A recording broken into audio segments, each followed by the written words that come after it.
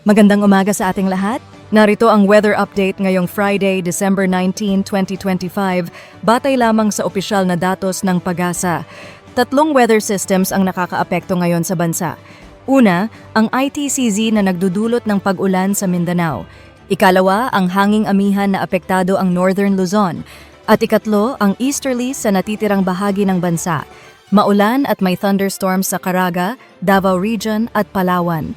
May banta ng pagbaha at landslide. Maulan din sa Bicol Region, Eastern Visayas, Aurora at Quezon dahil sa easterlies.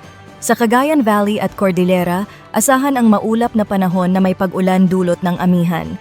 Sa Metro Manila at karamihan ng bansa, bahagyang maulap hanggang maulap na may hiwa-hiwalay na pag-ulan o thunderstorms.